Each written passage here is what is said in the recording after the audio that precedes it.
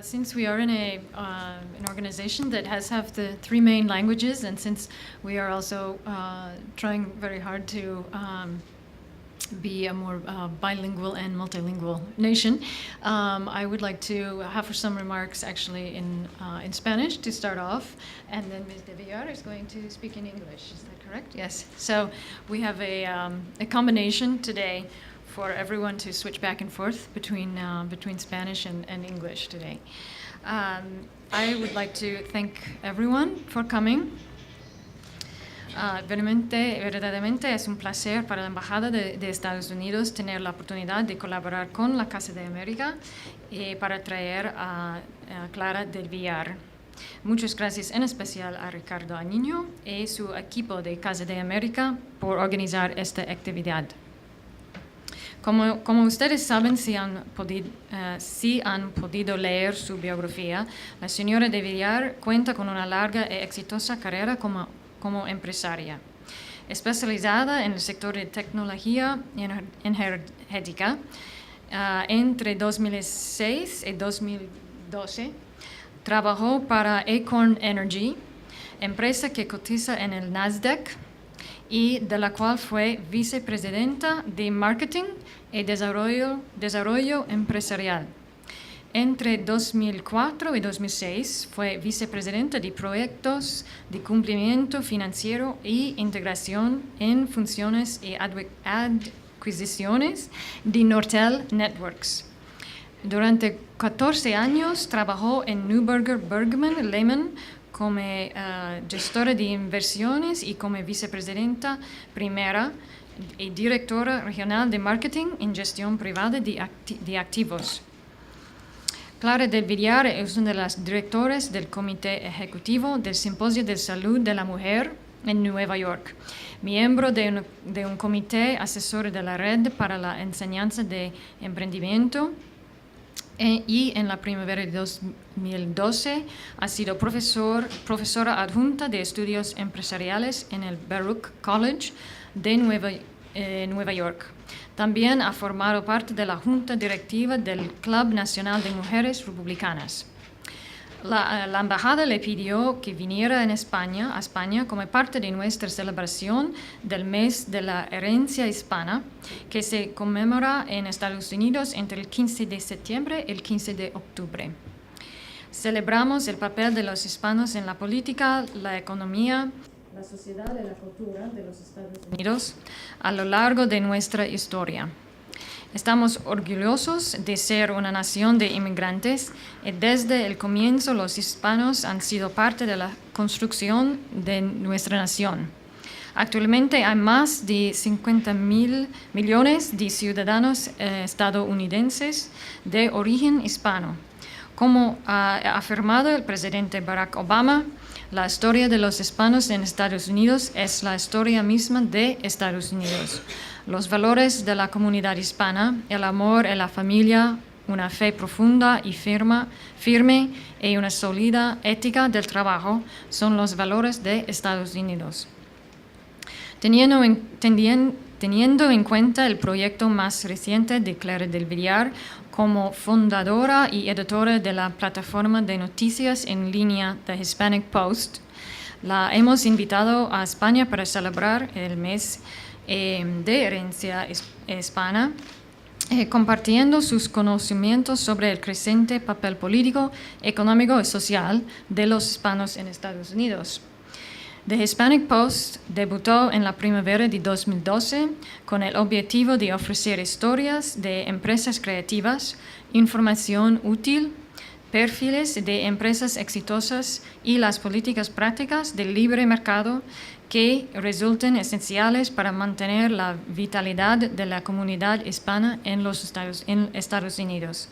Su misión es fomentar, informar y acelerar la revolución empresarial hispana que se vive actualmente en Estados Unidos, centrándose en la funcionalidad, contenidos útiles para las empresas, herramientas prácticas y tecnologías innovadoras diseñadas para aumentar el éxito empresarial hispano. Y eso es quisiera comentar también que eso es uno de los primeros eventos sobre las elecciones que tendremos en las semanas que vienen.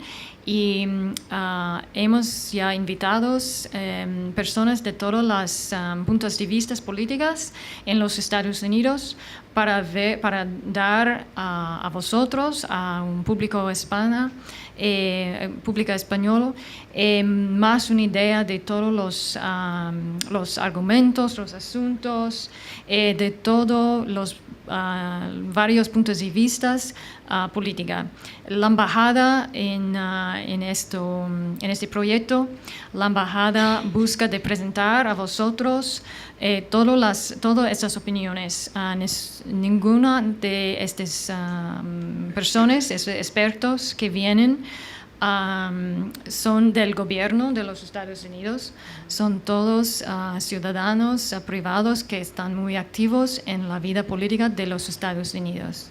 Y con eso quisiera dar la palabra a Clara del Villar, and I would like to thank you for coming to be here with us today, especially on the day that I believe you just arrived. And I would like to pass the word to Ms. de Villar. Gracias de nuevo. Gracias.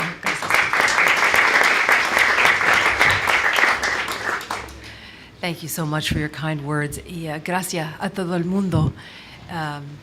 Quería decir que yo hablo español, pero mis primos me dicen que hablas como una gringa. Y yo nací en los Estados Unidos. Mis padres son de la República Dominicana. Mi padre es un psiquiatrista y entiendo español perfectamente bien. Porque y cuando tiene preguntas, si quieren hablar en español, yo lo puedo entender. Pero hablando inglés, tengo vergüenza porque me olvida palabras de negocio y tecnología. So I wanted to conduct our session in English so that you were able to absorb all the data that I can share with you. I'm very, very excited to be here today. And I think that our collaboration has many important symbolic meanings for the future of both of our countries. It would not surprise any of you to know that there are now over 50 million Hispanics in the United States, and their impact on the economy, as well as clearly our political system, is going to have a greater and greater impact. The Hispanic community grew over 40% in the last 10 years, 12 years or so. And the business community is growing at the pace of, it totals about 3 million businesses in the United States. And that pace is expected to continue even in this harsh economic climate at a 10 to 20% pace going forward, because the Hispanic community in the U.S. is very entrepreneurial. Their entrepreneurial force is most relevant in the southern states in the United States. So in Texas, which is the largest Hispanic business community, they have over 447,000 small businesses in that community. And the Hispanic buying power in the United States, the Hispanic consumption now totals $1 trillion in the United States. So this community is not only establishing small business at an increasing pace, but it's consuming in major numbers. And that trillion is expected to grow extremely, rapidly. So if I were to really focus more clearly on what are the key issues driving the Hispanic community today and how we focus on the positives. The positive is the entrepreneurial element that's growing. The negative is that the Hispanic community is really centered in only a few areas of influence and not as much on the science, technology, math, and engineering area, which really holds the most growth going forward. And that reason is twofold. One is education. Right now, the Hispanic community in aggregate in the United States is number 3 in terms of, after the white and African American community. They come in number 3 in terms of completing college, and high school. Again, the Hispanic community is most dominant in the construction industry in the United States. So manual labor is a big part of the Hispanic, the Mexican community. In construction, they dominate by 22% of Hispanic employee is in construction. 40% of Hispanics are in the service business. So that includes household services, healthcare services, and technical, services. There is a small population that's represented in the legal and medical fields and the financial community, but those numbers are under 10% at this stage. We're seeing some very significant change in the community as the college education and graduation numbers have increased in the last year. So they've moved from under 10% to over 20% graduates in the last year. If we were to outline the demographics of the United States right now, it wouldn't surprise you to know that the Mexican American community dominates with about 60% of the Hispanic population. The Cuban population is probably something like 20% of the total. And then the Caribbean nations and others make up the rest. So we're really dealing with, in particular, the Mexican community. However, I see a strong impetus. While there used to be some antagonism with the cultural groups across the United States, I see a change as the juventud, the youth, starts to care less about outside influences and really care more about progress in the United States. And they view themselves more as, united in the front for accomplishment. But I think one of the most important elements that has changed that point of view, in addition to the young, has been technology. In the U.S., the Hispanic community is the largest social media user, above white America and African American. So in social media, they dominate. They also dominate in smartphone and mobile phone usage. So when they get online, they interact and they stay interacted, whether it's on Facebook or on mobile applications. They have a tendency to interact and transact on mobile applications. So they have a great deal of functionality. Whether that's attributed also to the fact that they have a tendency to move along, the Hispanic community has shown that they can adopt a technology, very clearly. And that technology adaptation is a really key influence, not just in economic prospects as they try to catch up with education and other accomplishments, but it's a key function in political influence.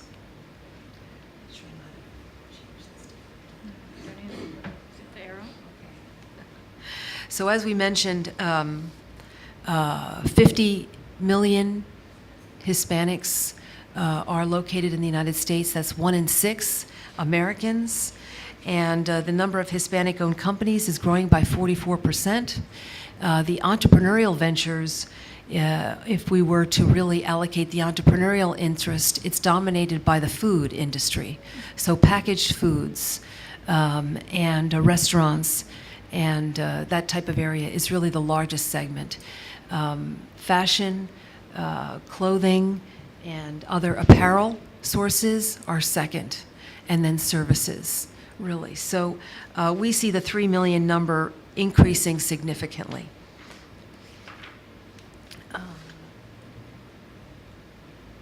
And this shows these areas show the different areas of exposure in our Hispanic community. But again, right now we are seeing in this environment, the Hispanic community has been hardest hit with the economic downturn. So the jobless rate in the community is over 14%. There was a time it dipped down in the last couple of years, but it's over 14% now. 25% of Hispanics in the United States are living in poverty.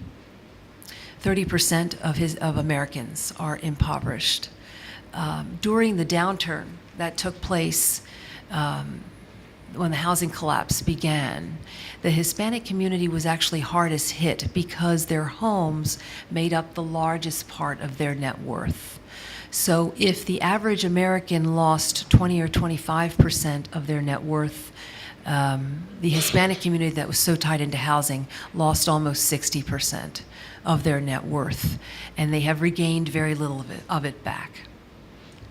The home base and the wealth creation based on the home is a very big issue in the Hispanic community because they are the least inclined to invest.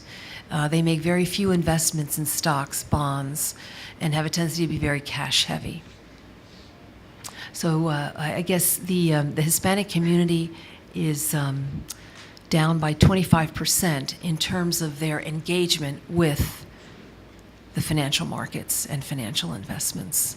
So those are areas of improvement that I see engaging this community to help them understand the financial markets, to help them understand the importance of investments. I've had some experience of that in my background to try to help the community feel comfortable, with risk, and help them feel comfortable with taking advantage of different returns and investments. But I see that as an area of growth.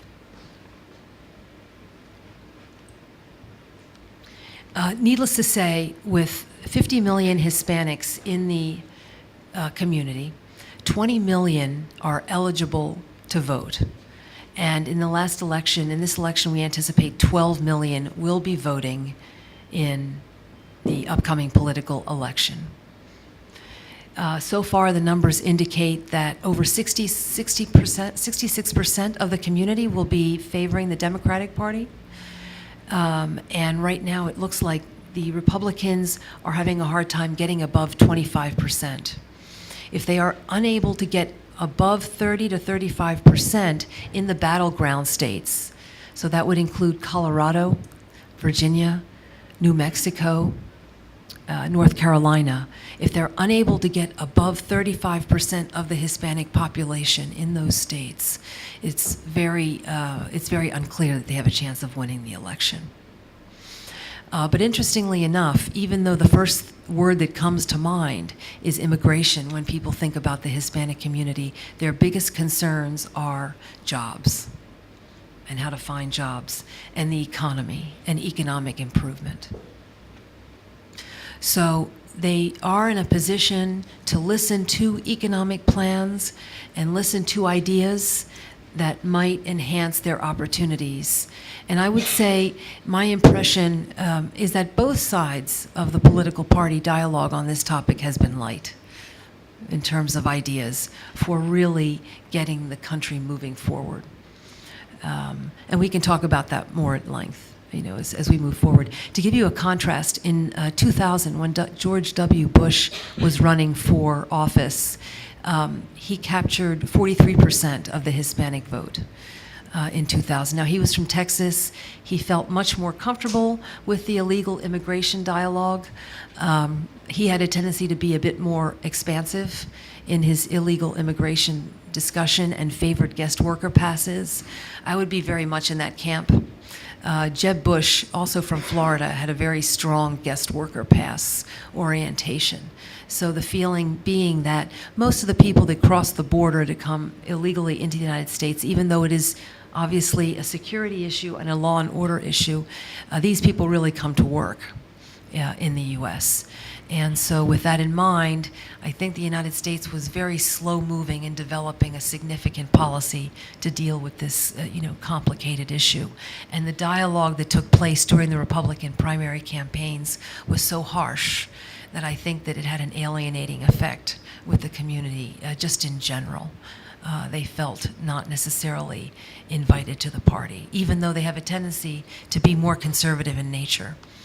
More religious values, more family-oriented, much more emphasis on work, and work-related issues.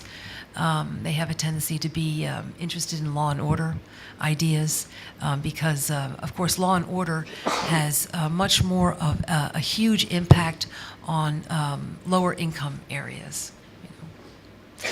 So we'll see. The prognosis is still unclear, but I would say that the dialogue with the Hispanic community has to improve significantly. And as was mentioned earlier, I think that there is a very significant possibility to see some major candidates on the horizon that have a shot at the executive position. So one saw Mayor Vigorosa at the Democratic Convention, the mayor of Los Angeles. He's a very strong political figure in the United States. I think the star, or who's called the Michael Jordan of politics today, would be Marco Rubio in Florida. And I would say, knowing him personally and having seen him talk, I think he has a very expansive view, not just of the Hispanic community, although I think he's able to really articulate a solutions-oriented progress. But I think he has a problem-solving capability that I think will resonate well as the years go by and put him into contention. I think Susana Martinez in New Mexico would be someone to watch as a very realistic presidential potential candidate, VP. And one of the most dynamic political figures that you don't hear much about is the governor of Puerto Rico, Luis Fortuno. He is an incredibly effective governor. And if one wants to see how you can cut government spending, put people back to work, get rid of inefficient entitlements, he's a perfect example of how you go in with a no-nonsense attitude, stay deeply connected to your people, and show results. Puerto Rico had a budget deficit of $3 billion. 33% of Puerto Rico was collecting Social Security disability. I think there was a policing element that was not in force. And the unemployment rate was 18% in the country. He manages, he's going to, through cutbacks in government spending, fair cutbacks in government spending, he's going to balance the budget this coming year. He's reduced Social Security disability abuse and fraud by 80%. And the unemployment rate in that country fell from 18% to 13 to 14%, almost 12. They have a very, very significant technology initiative along the way, which again plays into, I think, the natural tendencies of our community to be interactive and socially engaged. So they have technology programs going on there. And what I'm describing to you is not promoting the political candidacy of a governor, but just trying to introduce ideas that you can take an area with a lot of problems and through discipline really start orienting and reasoning with the population, I think really make effective change, in the community. But I think Luis Fortuno you don't hear too much about because he is in Puerto Rico, and will that change in the future? Will I see him on will we see him in a vice presidential ticket? It's a possibility.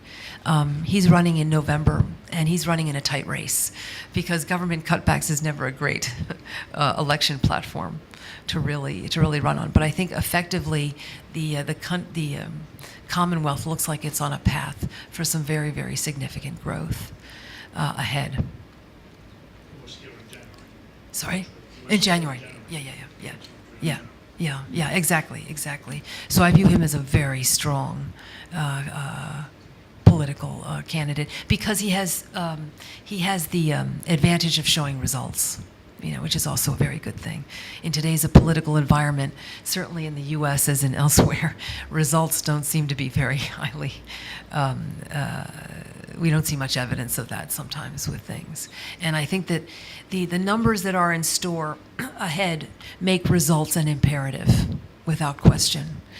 Right now in the United States, for the first time in our history, we're running trillion-dollar deficits, consecutive trillion-dollar deficits.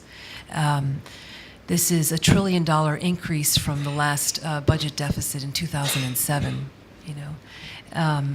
and with the monetary policies in place that only continue to really print money, we're just not seeing any impact on the unemployment elements that are chronic, not just in the United States, but elsewhere. I think that, and before I launch into just economic ideas, I just wanted to say that I think only really focusing on entrepreneurial creation in a very big way and digital solutions will we really make the private sector come to life in the United States. I think that there's been an over abuse of government subsidies or crony capitalism on both sides of the aisle, that actually have been a big detriment to the Hispanic community, because in the United States, 8 out of 10 Hispanics work in the private sector. They're the least inclined to work in the public sector, most likely because they don't have the connections.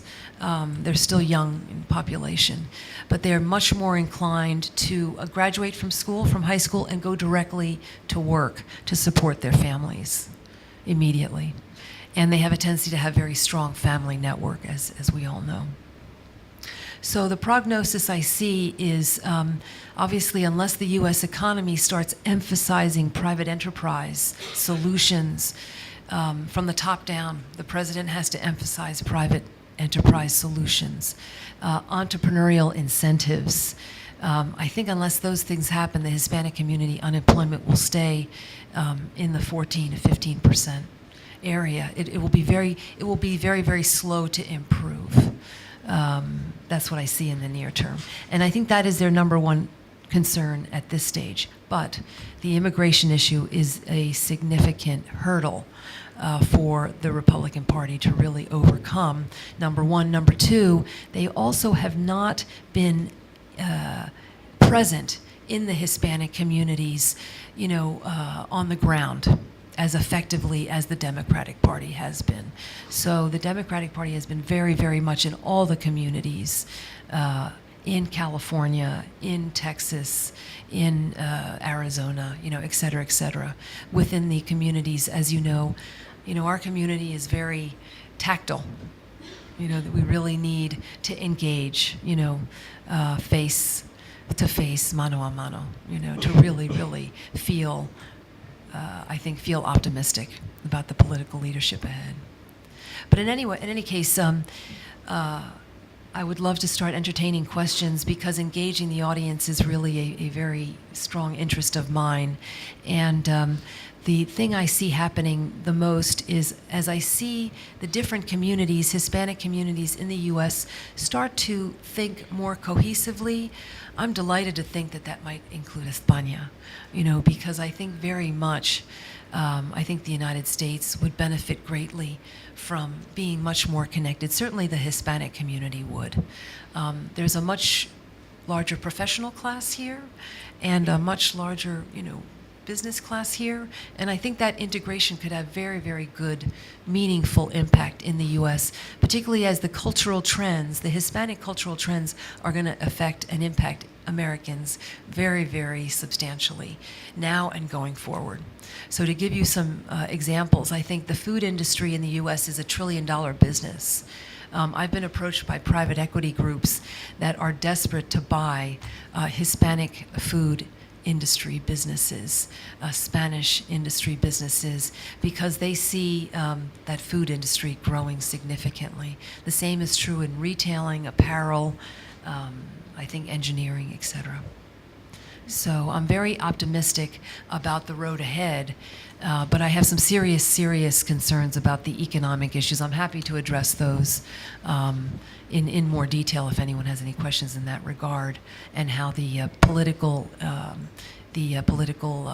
elections will be impacted by Hispanics, but I'll leave it to you to point me in the direction. Thank you. Thank you very much. We'd like to open this up to some questions or comments from you all now. So I'd like to invite you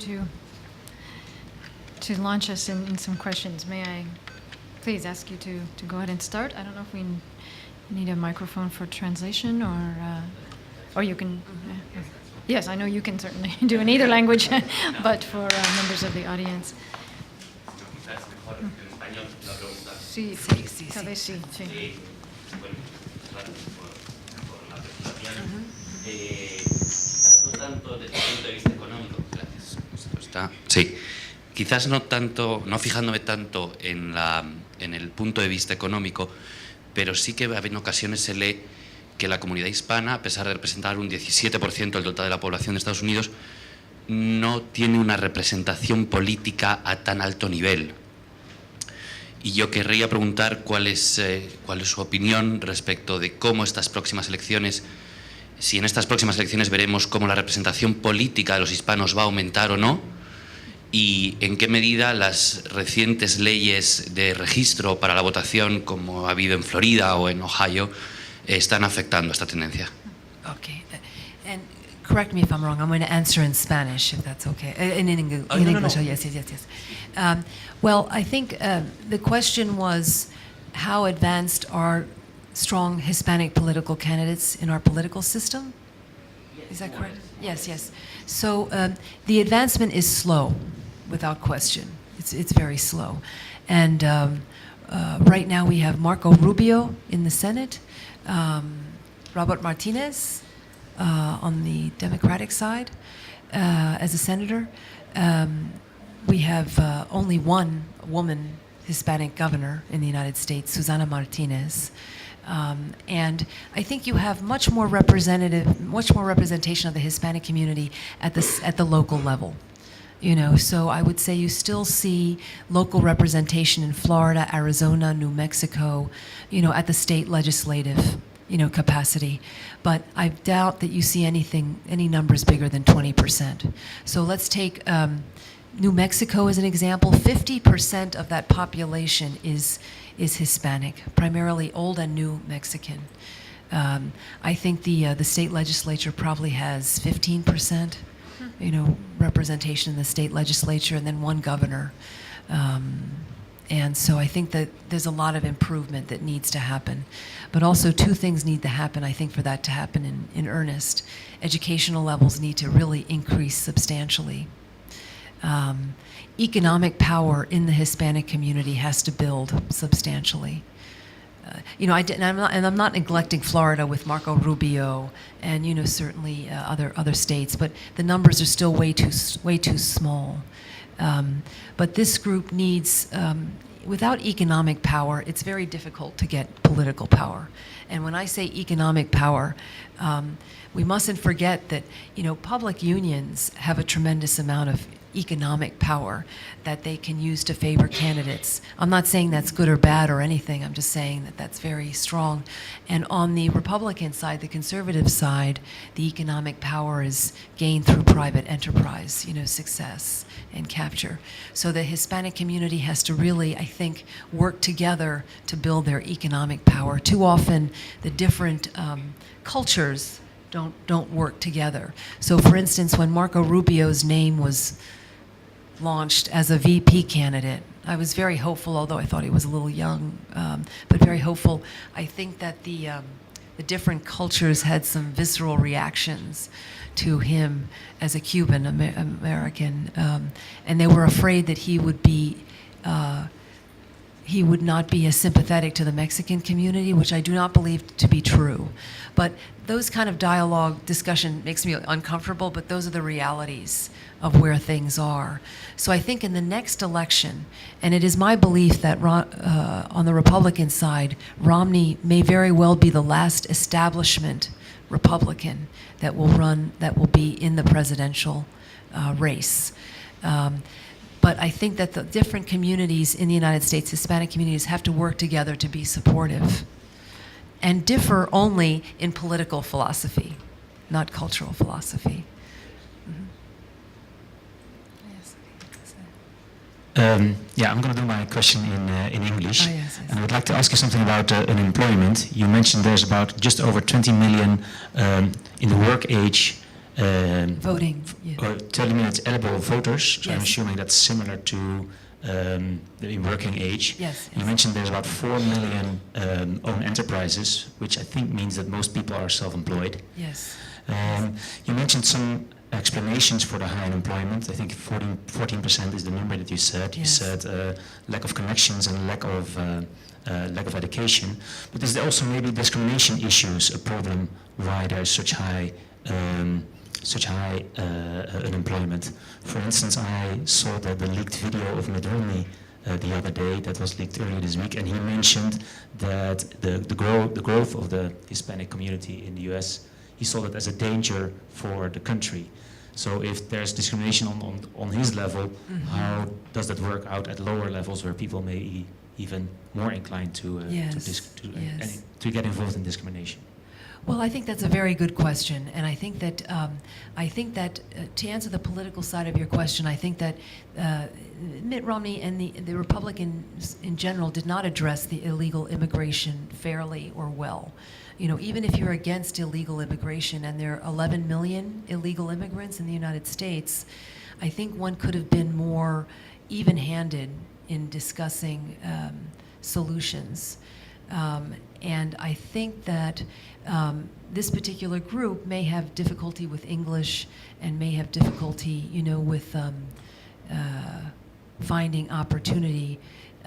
Discrimination is part of the problem. I was a woman, Hispanic, in the financial community, and so I can tell you it's very, very difficult to really break out of a community and try to establish a new path. You have to be very thick-skinned. You know, I'm not as thick-skinned as I used to be, but you have to be very willing to move in a different direction. So I would answer your question by saying that you know, unless all of the different cultures band together in the United States, and I think that will happen. I'm very convinced that the Mexicans, the Cubanos, the Caribbean nations, you know, Central Americans, South Americans, everyone work together to elect officials, to enhance opportunities in business. In many ways, that's why I started the Hispanic Post, so that I could bring integrated resources from the different contacts I was able to surface in the investment community, in the financial community, and bring those resources to small businesses in the Hispanic community that may not have those opportunities. So to answer your question, not many people do that. And I think what you have to do is just break away and find resources to make that happen. But it's happening very, very slowly. It will happen faster if all the different cultures work together. I think that will change. Again, if the Republicans lose, I think they'll look at the Hispanic community numbers much more closely. And I think the Hispanic community will also recognize how much power they have, and perhaps, I think, use it more wisely. Hi, my name is Armando Mendez. Is this on? Yeah. I'm part of a group of about 10 to 15 Fulbright scholars from the United States here today, and we're very happy to be here.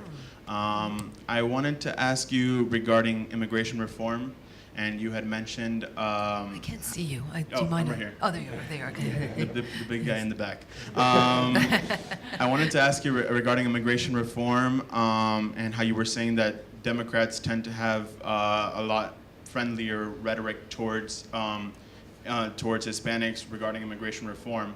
I wanted to ask you, when do you think that Hispanics and the Hispanic community in the United States will kind of demand more than just rhetoric and actually have something kind of concrete in terms of immigration reform finally being passed? Like, when is just the rhetoric again not going to be enough anymore?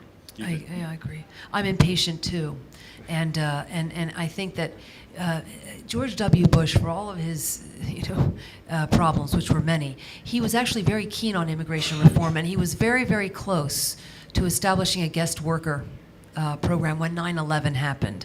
And so all the momentum that had been building to establish some type of guest worker system, I think there were 14 million illegal immigrants during that period of time. Now, you know, there are less. There's no illegal immigration taking place in the United States now, or it's a trickle because our employment situation is so negative, and there's no construction. You know, there's no construction going on in the industry. So, so my point is that it can go two ways. You have a very important question. It can go two ways. If the power of the Hispanic community vote is emphasized after November, and, for instance, the Republicans lose and they realize they didn't do enough to initiate, because Senator Rubio did initiate the adjustments to the DREAM Act that Obama did pass. You know, just saying in fairness that if you were a young child and you were brought to this country with illegal parents, you should be educated. And during the course of the debate, Governor Rick Perry is implementing that program in Texas already. Texas is the most pragmatic. I don't even call it friendly. It's pragmatic to have children in school being educated. Whether they're illegal or not should be secondary. At least they're being functional and they're moving towards something. I think the law and order issue is not pragmatic enough to let's educate the children. But he was criticized so harshly and so viciously, you know, that I think the Republicans lost the illegal immigration. The unemployment situation in the United States and my concern that there'll be any quick recovery. I don't know that there's a recovery on the horizon at all, no matter who's president. I think will make the notion of establishing a firm guest worker pass, because we're never going to have amnesty in the United States, so we have to work towards guest worker. I don't know if Obama will have the strength to really do it. You know, I think it's going to be another 4 years. When I was leaving New York and coming here, I saw in the paper that the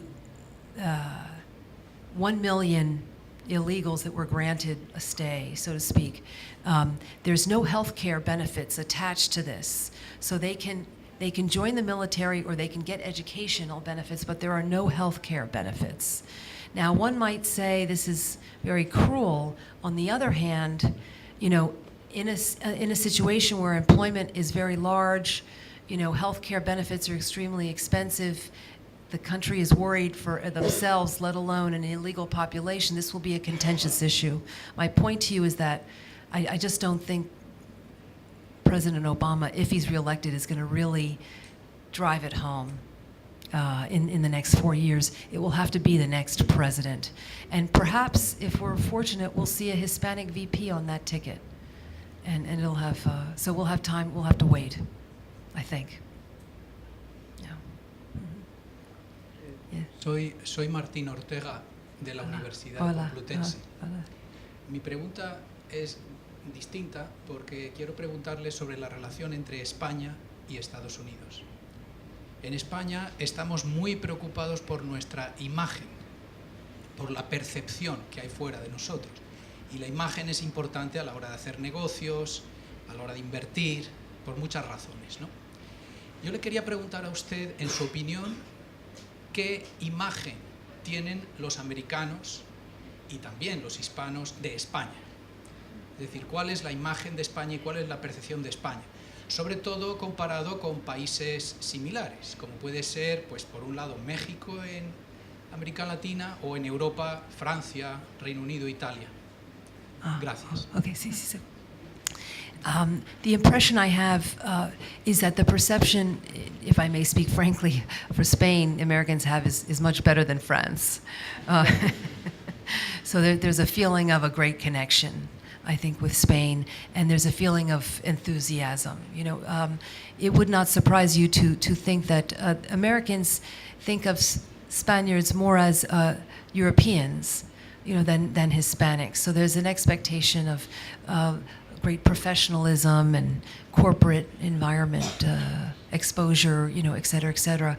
So I think that I think Spain would benefit greatly by strengthening its ties much more aggressively with the United States. You know, there in New York, you get to see a lot of the alliances, and I would say that the UK has been very aggressive. England is very aggressive, cementing its alliances with the U.S. with all kinds of associations and high-profile alliances and associations. And so I think Spain should move forward with that. I'm a member of the Spanish Institute in New York, you know, and I see that it gets a lot of sponsorship. But I think elevating that would be a good thing. On the other side, though, we all read the financial pages. And so I don't have to tell you that the unfortunate financial difficulties that Spain has doesn't cast a positive light. In other words, I think sometimes Americans might feel that, you know, the banking system may be troubled and that banking system crisis may impact the banking system in the United States. So the economic concerns are very real. I might add that the Federal Reserve is not doing anything to strengthen my confidence in the strength of our currency or the banking system. So I would say to you that the perception of Spain is very, very positive.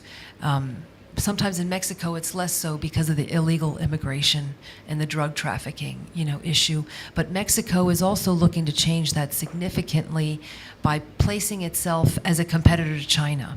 So for the first time, I'm seeing active programs in Mexico to make themselves the low-cost production platform, which I think will improve their relationships with the United States. Sí, me permite una pregunta más en español. Sí, sí. Entre otras cosas, para recordarle sus orígenes dominicanos. Sí, sí. Según entiendo, esta institución que usted funda y preside, Hispanic Post, tiene por finalidad principal la promoción del empresariado entre la comunidad latina de los Estados Unidos. Mi pregunta es la siguiente. ¿Cómo afecta a esta promoción empresarial estos tres factores? Primero, la brecha educativa de la minoría latina en Estados Unidos. Usted sabe que los dropouts están bien por debajo en high school de la minoría afroamericana. No digamos ya de las minorías orientales que tienen resultados excelentes, escolares. ¿Cómo afecta esta brecha, este gap educativo? Usted ya lo ha mencionado en algunos pasajes de su exposición, pero quisiera que incidiera un poquito. Segundo factor, la discriminación. Y me refiero a la discriminación sutil en los procesos electorales. Me estoy refiriendo a este problema planteado en el estado de Texas acerca del nuevo diseño de distritos electorales, de tal forma que los votos hispanos se dispersen y que los representantes que salen de esos distritos no tengan que responder delante de la comunidad hispana. Este es un tema muy del día que probablemente se resolverá pasadas estas elecciones. Y el tercer factor de cómo afecta la promoción empresarial sería la lenta asimilación en el inglés de la comunidad hispana. Digo lenta porque últimamente se ha acelerado un poco más, pero tradicionalmente ha sido lenta. ¿Cómo afecta esta resistencia a la asimilación lingüística para la promoción empresarial? Sí, buenas preguntas. Bueno, la primera voy a decir, y puedo contestar en inglés. Sí. Okay. The first thing I would say is that we are now in the 21st century, and we have technology gifts that are amazing. So when it comes to looking forward, I say, let us never wait for an invitation for opportunity. If you can't get in the front door, get in the back door. And I would say I've been in the business community for 30 years, where women, certainly not Dominicanas, were welcome. So I had to work harder and read more. And so what I would say is that with technology, there's always a way to find an answer or a path. Now, you've mentioned the manual labor issues and the labor issues.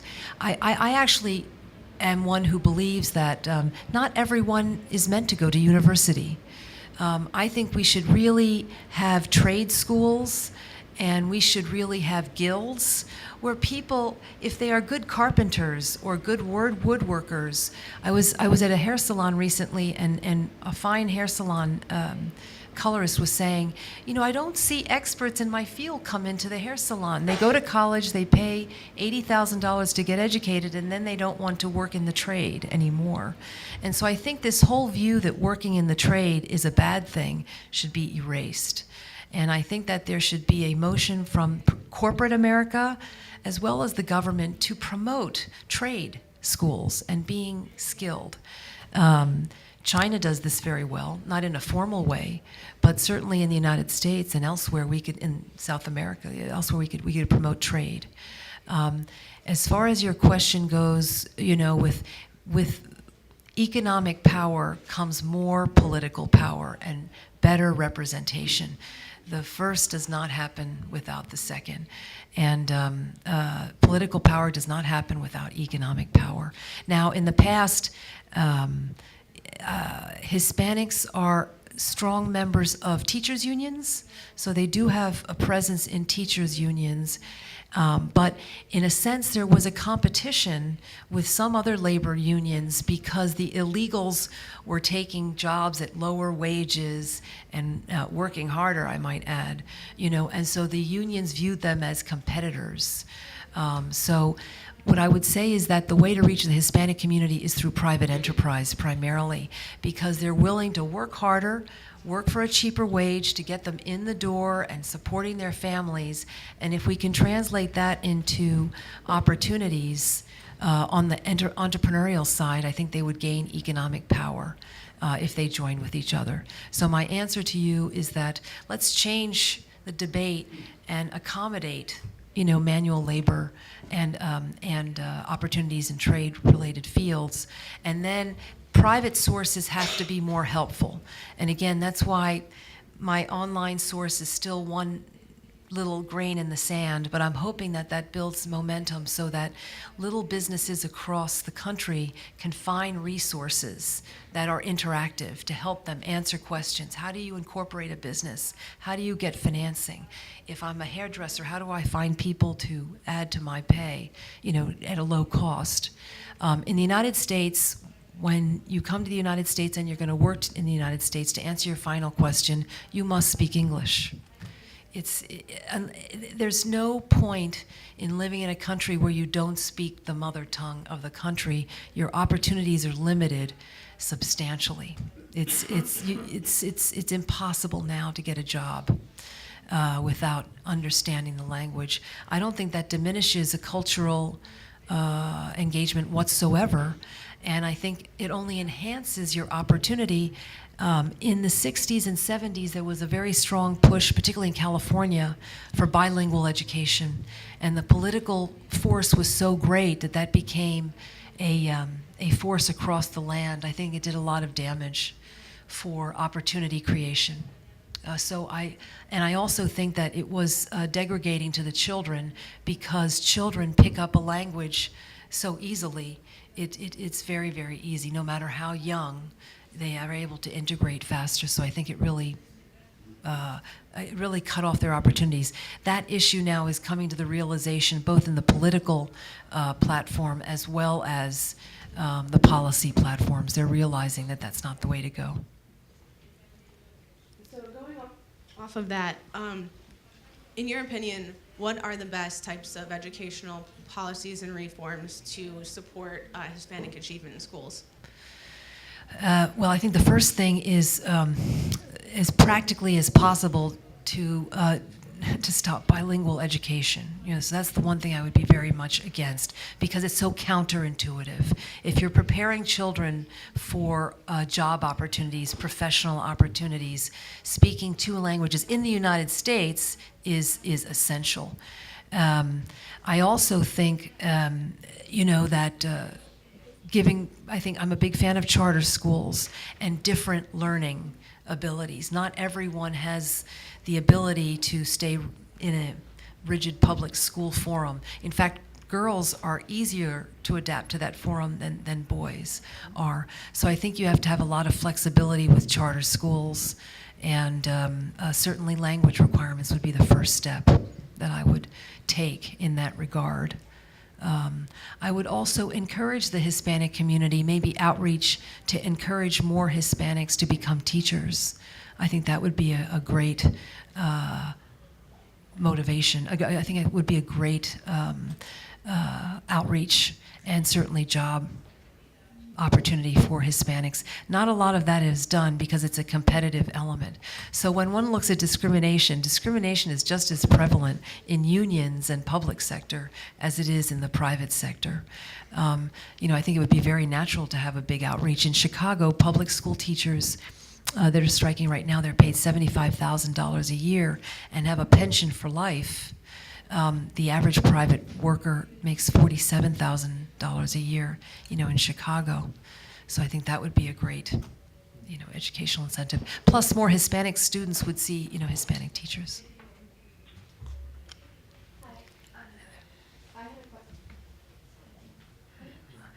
I had a question about, you spoke about the political machines of the GOP versus the Democratic Party earlier.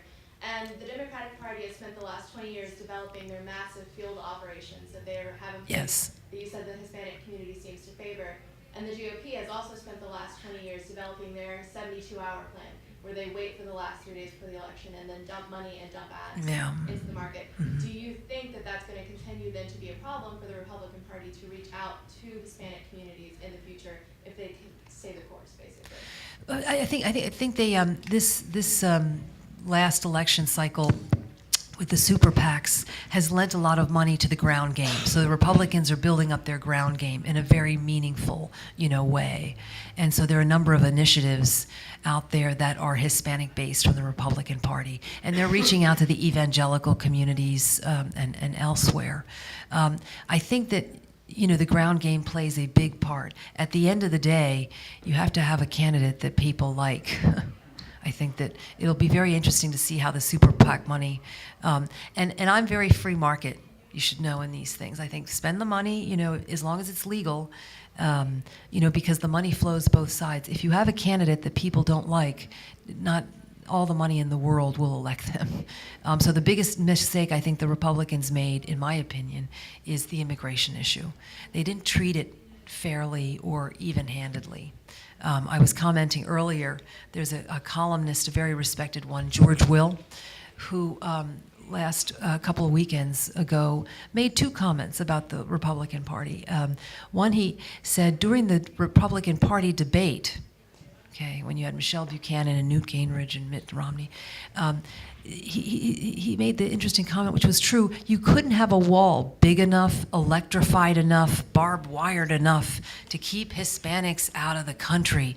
George Will said, is it surprising that Hispanics thought maybe we feel a little alienated here with the discussion? He also made other comments in that regard, but that's the most important to make, that I think attitude plays into these type of things. Even though, in my opinion, I think that the private sector policy orientation of ideas and the tax reform issues, I think, really are critical to helping the economic environment grow. I think unless you really incentivize people, you must incentivize people to create growth. So if you lowered capital gains, if you lowered corporate tax rates, U.S. has now 35% corporate tax rate, the highest in the world. And if we were to explain to the Hispanic business community that this impacts them, I think these elements would enhance Hispanic business creation to a significant degree. You incentivize people. So that's a long answer to your question about the ground game. The Republicans are getting better, but it might not be enough time. One or two more questions? Are you? Yeah, sure. Go ahead. Hi. My question is more about immigration. In Florida, actually, like Miami, you have a huge Venezuelan immigration nowadays because of the whole problem with Hugo Chavez and all that. Do you believe that there will be an implementation of kind of like a policy similar to the one the Cubans had with dry food, wet food policies that came into place during like 20 years ago, something like that? Do you think like the Venezuelans nowadays, with the increased immigration they're having in South Florida, will have a possibility to have something like that? I'm sorry, a possibility to have Yeah, because the wet dry food policies allows Cubans that get into the U.S. to go and ask for permanent residency. Oh, yes, While yes, Venezuelans, you have to apply for visas, and it's very, very difficult to get a permanent residency in the U.S., even though you have a whole problem with Chavez and persecution and all that. Do you believe that Venezuelan immigrants nowadays, which most of them are legal immigrants in the U.S., will have a possibility, or do they have to lobby towards getting those kinds of benefits Right. Well, I think you raise a really important issue. Certainly in Miami, 1980, it was 83% white Americans. Now it's 83% Hispanic. So there's a lot of power in Florida, and as we all know, lobbying never hurts. So I think that right now the Cuban population has been there for decades and decades, and so they were able to build their political power to make this happen. I would be optimistic that in the next several years, it could also happen for Venezuela. I think I see there's a close relationship potentially established. We'll see what happens after Chavez, happens. But also Venezuela has a tremendous amount of economic power on the energy front, so that could also help change the situation much more rapidly.